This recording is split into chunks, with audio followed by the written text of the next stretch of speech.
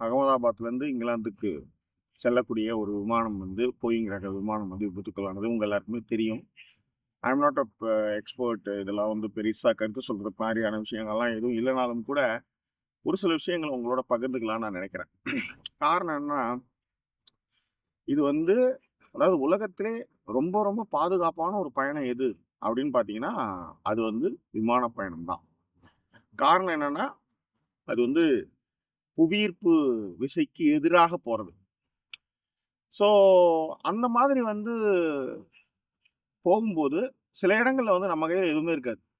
இப்ப கப்பல்ல பசிபிக் ஓஷன்ல நீங்க பயணம் பண்ணிட்டு இருக்கீங்க. கப்பல் வந்து முழுகுது. உதாரணத்துக்கு டைட்டானிக் கப்பல் வந்து முழுகும்போது ஒண்ணுமே செய்ய முடியாது.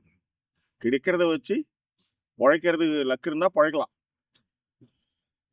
உதாரணத்துக்கு ஒரு 242 பேர்கிட்ட பயணம் செஞ்சதுல யாருமே பொழைக்க முடியாம, ஒரே ஒரு நபர் மட்டும் பொழைச்சிருக்கிறாரு. அதுவும் வந்து அந்த எக்ஸிட்ன்றதுல, அது ஏதோ இடிச்ச கதையில அவர் எங்கேயோ தவறி விழுந்து அது பெரிய ஷாக்கு. அவர் இப்ப சொல்ற எந்த ஸ்டேட்மெண்ட்டுமே அவருக்கு ஞாபகம் இருக்காது. இப்போ உதாரணத்துக்கு நான் வந்து ஸ்ரீபெரும்புதூர் கிட்ட வந்து ஒரு ஆக்சிடென்ட்ல வந்து மாட்டுனேன். அப்போ வந்து ஒரு 10 நிமிஷம் வந்து அன்கான்ஷியஸ் நானு. எழுந்து பார்க்கும்போது என் ஒய்ஃப் அழுதுட்டு இருக்காங்க. அ குழந்தை அழுதுட்டு இருக்கு. சுத்தி ஆளுங்க நிக்கிறாங்க. பக்கத்துல ஒரு கால்வாயில போய் கார் இறங்கிடுச்சு. பின்னாடி வந்த லாரி வந்து இடிச்சுட்டான். இடிச்சது தெரியுது எனக்கு. அ நிமிர்ந்து பா அ என்னது? அடச்சே! அவன் இடிக்க போறான் அப்படின்றது தெரியுது. ஏன்னா பின்னாடி குழந்தை இருக்கு. அடச்சே! அப்படின்றது மட்டும் தான் எனக்கு தெரியும். அதுக்கப்புறம் வந்து அடிச்சதுல வண்டி வந்து பக்கத்துல கால்வா கிட்ட போகுது. உள்ளார போகுது. தண்ணீல நல்ல வேளை. அது உள்ளார நுழையுது. நுழைஞ்சு பார்க்குறேன். அவன் வந்து அ என்ன பண்றான்? நிக்கிறான். நின்னு பார்க்குறான். அந்த டிரைவர் வந்து பார்க்குறான். பார்த்துட்டு அப்படியே கிளம்பிட்டான். பின்னாடி என்னுடைய மாருதி ஆல்டோல செம்ம அடி. பின்னாடி செம்ம இது அது. ஓகே. ஸோ நான் வந்து அதன் பிறகு அன்கான்ஷியஸ் ஆனது தான். அதுக்கப்புறம் என்ன நடந்ததுன்னு தெரியாது. எழுந்து பார்க்குறேன். என் ஒய்ஃப் சொல்றாங்க, "10 நிமிஷத்துக்கு மேல நீ வந்து பேச்சு மூச்சே இல்லாம கடந்த." ஸோ இதுதான் வந்து ஆக்சிடென்ட்ல சில நேரங்கள்ல நமக்கு நடக்கும். நமக்கு வந்து ஒண்ணுமே நம்மளால ஜட்ஜே பண்ண முடியாது. ஸோ இதுதான் அந்த உயிர் பிழைத்த நபர் வந்து அப்படி சொல்லியிருக்காரு. இது வந்து அம் இந்த விமானம் வந்து ஓரளவுக்கு நல்லா மேல் எழும்பி போயி, அதன் பிறகு வேற எங்கேயாவது விழுந்திருந்தனாலோ, இல்ல அவங்க அதாவது பைலட்டுடைய கட்டுப்பாட்டுக்கு வந்திருந்தா கூட, இல்ல ஒரு என்ஜின் போய் ஒரு என்ஜின் இருந்தா கூட இந்த விமானம் வந்து சமாளிச்சிருப்பாங்க. ஆனா எழுந்து உடனே வந்து கட்டுப்பாட்டுகள இழந்ததுனால தான் அது வந்து போய் விழுந்து அ விபத்துக்குள்ளாகுது. அது மட்டும் கிடையாது. அந்த விமானத்துல வந்து 1,25,000 லிட்டர் ஒயிட் பெட்ரோல் இருக்கு.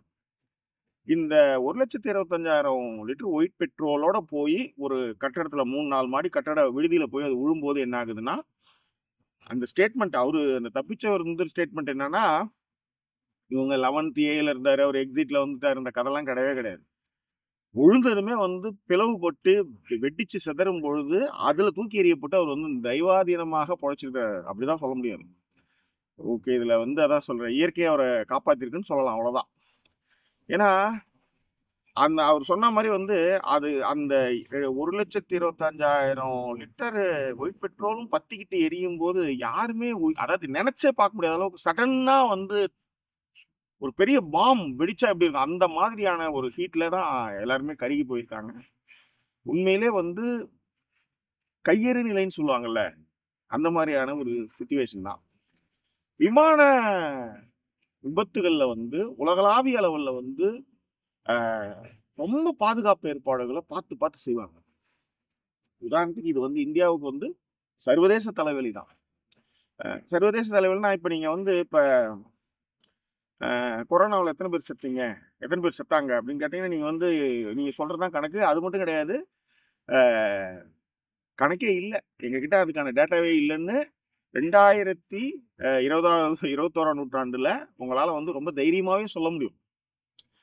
அதுக்காக ஆட்கள நீங்க அமைச்சு வச்சிருக்கீங்க. அத நம்புறதுக்கும், பேசுறதுக்கும். ஆனா இது என்னன்னா, இதுல வந்து ஒரு கனடா நாட்ட சேர்ந்தவர் இருக்கிறாரு. பிரிட்டிஷ் அ ஆட்கள் வந்து ஒரு 44 பேர் இருக்கிறாங்க. அ அப்புறம் அது மட்டும் இல்லாம, ஒரு போர்ச்சுகீசியர்ல ஒரு 4 பேர் இருக்காங்க. இந்த மாரி வந்து அ பல நாடுகளை சேர்ந்தவங்களும் இதுல இருக்கும்போது, என்ன ஆகுதுன்னா, எல்லாருக்குமே வந்து இந்த விஷயத்தை உற்று நோக்குவார்கள். உலகமெங்கும் இது வந்து பேசுபொருளாக ஆனதுக்கு மிக முக்கிய காரணம் வந்து இந்த ஃப்ளைட் வந்து விபத்து தான். அது காரணம் என்னன்னா, எல்லா நாட்டை சேர்ந்தவங்களும் இருக்காங்க. அது மட்டும் கிடையாது. தினமும் ஆயிரக்கணக்கான விமானங்கள் வந்து பயணப்பட்டுட்டே இருக்கு. அப்ப புயல் வீசைக்கு எதிரா ஒரு பொருள் வந்து டன் கணக்குல வந்து வெயிட்டோட அது மேல போகும்போது, அதுக்கான ரெஸ்பான்சிபிலிட்டி, அதற்கான விஷயங்கள், ஏன் போச்சு? என்ன போச்சு? அத வந்து நுணுக்கமாக ஆராய்ந்து சொல்வார்கள். இப்போ உதாரணத்துக்கு வந்து ஒரு காலத்துல வந்து பணக்காரர்கள் மட்டும் தான் வந்து பயணிச்சாங்க விமானங்கள்ல. கப்பல்கள்ல அதிலேயே வந்து 3 கிளாஸ் இருக்கும்போது அப்படிதான் பயணிச்சாங்க. ஆனா இன்றைக்கு வந்து பொருளாதாரம் வளர்ந்த சூழல்ல உலகளாவிய அளவுல வந்து நடுத்தர வர்க்கத்தினர்கள் வந்து எல்லாருமே வந்து வேலை விஷயமாக உலகமெங்கும் வந்து பயணிக்கக்கூடிய ஒரு சூழல் இருக்கு. அப்படி இருக்கும்போது இந்த விமான விபத்து வந்து சர்வதேச அளவுல உற்று நோக்கி இதுல இருக்கிற பிரச்சனைகள் என்ன, அதுல இருக்கிற ப்ராப்ளம் எதனால ஆச்சு, ஏன்னா இது வந்து எல்லாருக்குமே ஒரு பாடம். ஒரு விபத்தும் இவங்களுக்கு வந்து கேஸ் ஸ்டடின்னு சொல்லுவாங்க. விமான விபத்தை பொறுத்தவரை என்ன சொல்லுவாங்கன்னா, ஒரு விபத்துமே வந்து கேஸ் ஸ்டடி அப்படின்வாங்க. ஸோ அப்படிதான் வந்து சர்வதேச ஊடகங்களும் சரி, சர்வதேச விமான போக்குவரத்து கழகமும் சரி, இதை நிச்சயமாக வந்து பார்ப்பாங்க. அதனால வந்து நீங்க வந்து கும்பமேளாவில் இருந்தாவது போலவோ அல்லது வந்து பேர் என்ன, இப்ப ஒண்ணும் இல்லை, இந்த இதுல வந்து எவ்வளவு பேர் இறந்தாங்கன்றது நம்மளுக்கு தெரியவே இல்லை. அந்த விடுதியில எத்தனை மாணவர்கள் இறந்தாங்க போனாங்கன்ற அந்த இதுவே வரல. ஸோ இதெல்லாம் வந்து நம்மளுக்கு வந்து நம்மளுடைய நாடாக இருந்தாங்கன்னா 100 பேர் கும்பமேளாவில் இறந்தாங்கன்னா 38 பேர் தான் இறந்தாங்க அப்படின்னு சொல்லிடலாம். பட் சர்வதேச அளவில் வந்து இதை நீங்க வந்து இப்போ அந்த உடல்களை வந்து ஒப்படைக்கணுன்றதுனால இதை நிச்சயமா நீங்க வந்து மறக்கவே முடியாது. எல்லா ஊடகமும் உலகளாவிய இருக்கிற எல்லா ஊடகமும் இதை உற்று நோக்கும் என்பதே வந்து இந்தியாவுக்கு வந்து ஒரு பெரும் தலைவலி தான். ஏர் இந்தியாவை பொறுத்தவரையிலையும் அவங்க வந்து சேவை குறைப்பு, ஏன்னா இவங்க ஏறக்குறைய முன்னாடி வந்து அதாவது ஒரு 2 வருஷத்துக்கு முன்னாடியா இவங்க தான் வந்து அதை வந்து வச்சிருந்தாங்க. ஏர் இந்தியா வந்து ஒன்றிய அரசு தான் அதை மெயின்டைன் பண்ணி வச்சிருந்தது. பாடாவதியா இருந்ததுன்னு போச்சு. அதை விற்கிறதுக்கு வாங்கும்போது ரத்தன் டாடா அதை வாங்கினார். ஏன் வாங்கினார்னா லெகசி. ஏன்னா அவங்க வந்து முன்னாடியே வந்து வச்சிருந்தாங்க. ஆக்சுவலி இந்த ஏர்லைன்ஸ் வந்து அவங்க தான் ஃபர்ஸ்ட் வந்து இந்தியாவில் வச்சிருந்தாங்க. அதன் பிறகு வந்து அரசு கையகப்படுத்துச்சு, ஒன்றிய அரசு. அதன் பிறகு வந்து திரும்ப அதை வந்து பாஜக அரசு வந்து விற்கிதுன்னும் போது அந்த பேருக்காகவும் அது வந்து ஒரு கௌரவம் அப்படின்ற லெவல்ல தான் அவங்க வாங்கினாங்க. பட் ஆனா இப்படியான ஒரு நிலைமைக்கு இது போகும், இந்த விபத்து போகும்னு அவங்க கனவுலையும் நினைச்சு பார்த்துக்க மாட்டாங்க.